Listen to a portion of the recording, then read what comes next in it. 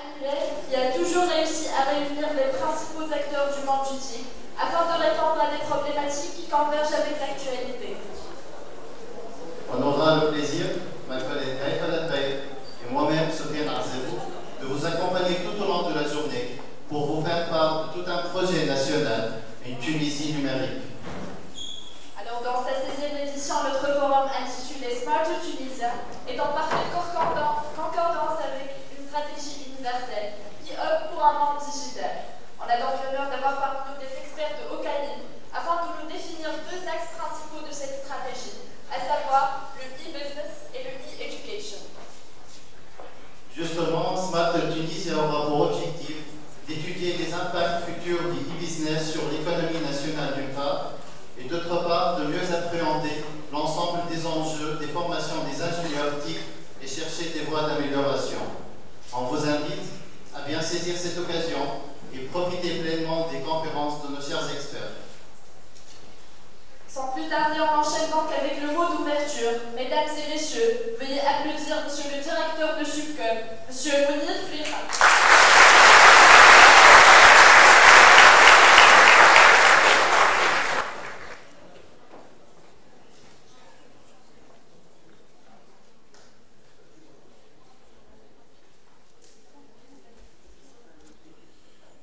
Monsieur le ministre des Technologies de l'Information et de la Communication et de l'économie numérique, messieurs les directeurs généraux et directeurs des entreprises dans le domaine, chers collègues, chers étudiants, chers invités, c'est avec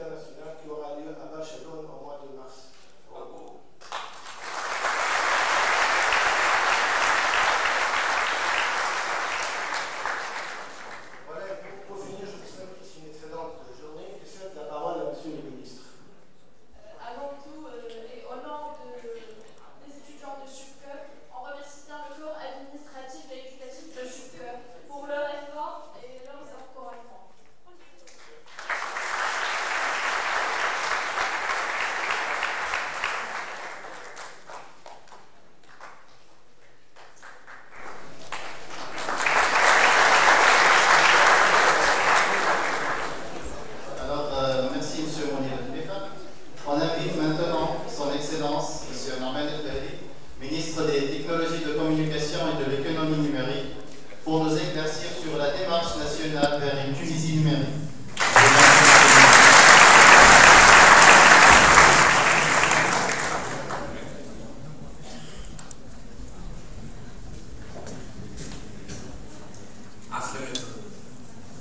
Franchement, quelle énergie positive.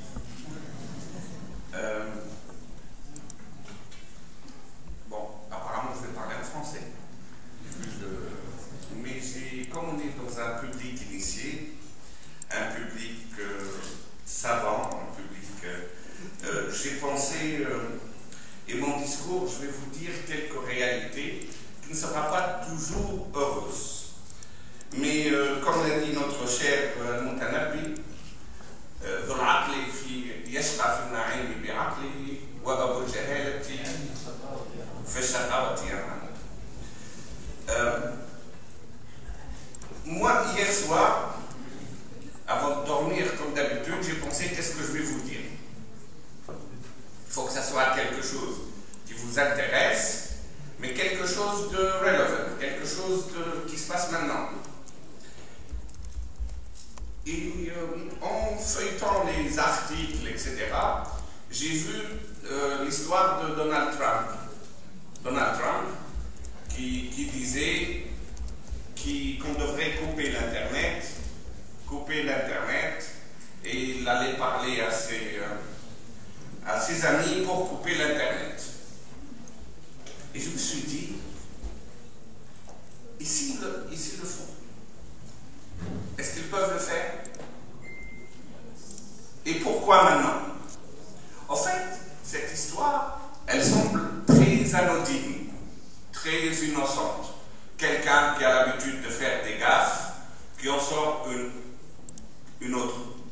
Mais au fait, je ne crois pas que c'est anodin. Je crois que c'est plus compliqué que ça. Faire sortir une histoire comme celle-là sur la gestion de l'Internet dans le monde, et dire quelqu'un qui dit on devrait le couper, je vais parler à X pour le couper, et le disant à une semaine d'une réunion de l'Organisation mondiale des Nations Unies qui va débattre de problématiques de l'importance de l'ICT pour le développement, ICT4D, qui va parler de gouvernance d'Internet et qui va parler du rôle de l'ONU pour le développement et les histoires de multi-stakeholder, etc., management de l'Internet. Je me suis dit que ça ne devrait pas être, ça ne peut pas être anodin. Pourquoi?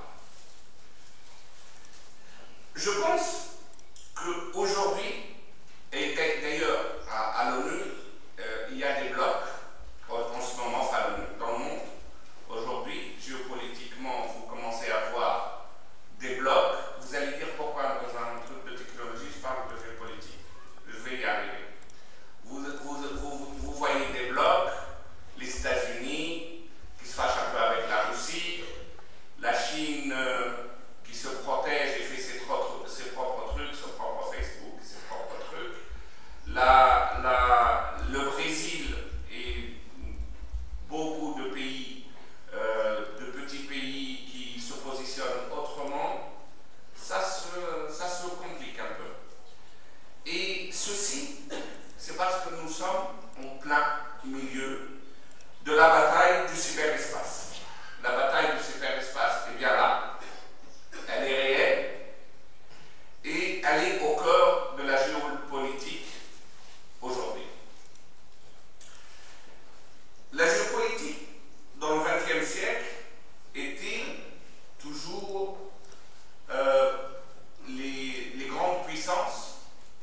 Les grandes puissances, ils essayaient d'occuper les espaces physiques, les frontières, ils occupaient des pays, des endroits, des zones, et ils essayaient d'être, ils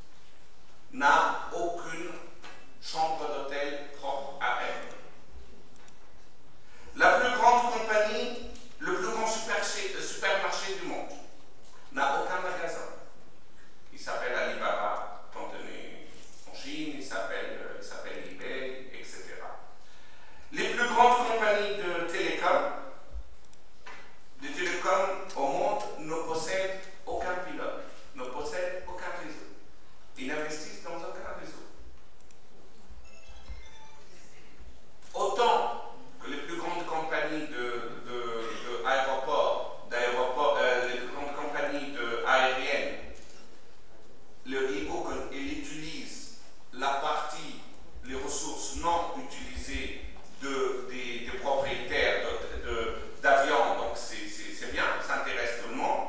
Le deal était très correct pour tout le monde, pour celui qui a des avions, pour la compagnie et pour le voyageur. Autant pour les parties de l'hôtel, la même chose. Autant que quand on commence à utiliser les Uber, la plus grande compagnie de taxi Uber,